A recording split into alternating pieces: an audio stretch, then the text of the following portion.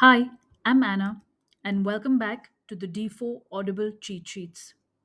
In this episode, we're looking at Lambrusco, a category the D4 exam uses very deliberately to test whether you can move beyond memorized methods and instead explain how grape variety, growing environment, and production choices interact to create a wide range of sparkling wine styles. Lambrusco is not one grape and it is not one style.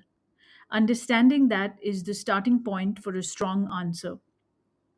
Lambrusco refers to a family of grape varieties grown primarily in Emilia Romagna in northern Italy.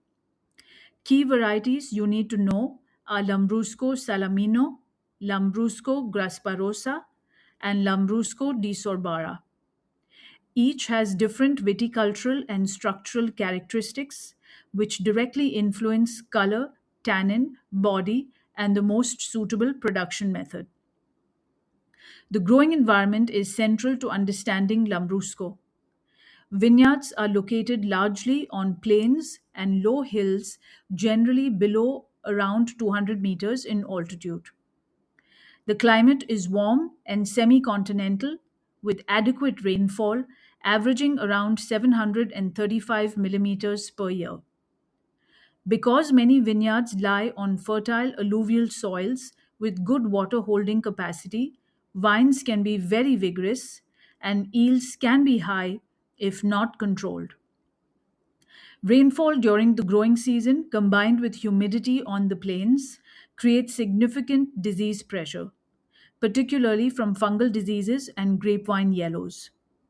As a result, canopy management is critical to promote airflow, and many vineyards use grass cover between rows to reduce soil compaction and allow machinery access during wet periods. These environmental factors explain why Lambrusco has historically been associated with high yields and fresh fruit driven styles rather than concentrated structured wines. Now we look at the grapes themselves. Lambrusco Salamino tends to produce deeply colored, fragrant wines with relatively high acidity and noticeable tannin. It is often used in blends and is capable of producing fuller bodied styles.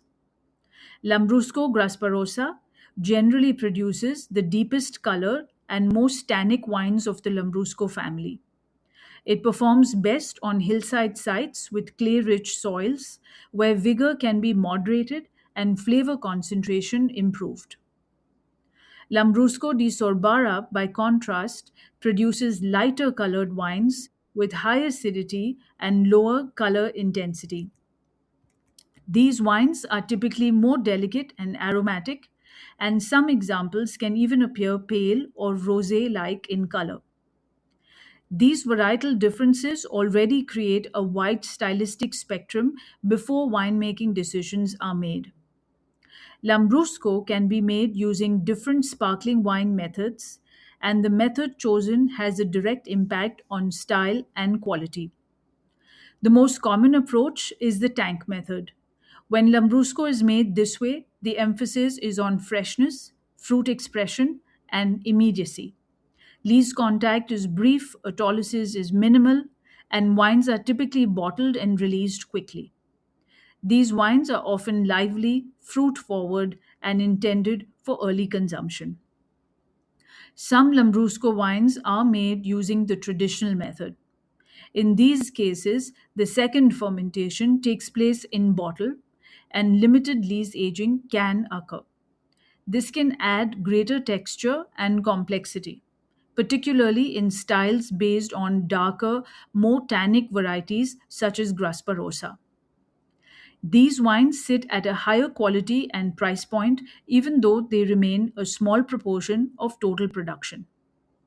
Sweetness levels are another important variable. Lambrusco can be produced as dry, off dry, or sweet, and sweetness is a deliberate stylistic choice. In sweeter styles, residual sugar is balanced by naturally high acidity and, in some cases, tannin, preventing the wines from tasting cloying. Color also varies significantly. Lambrusco styles range from deep ruby and purple reds, though lighter red styles to rosato.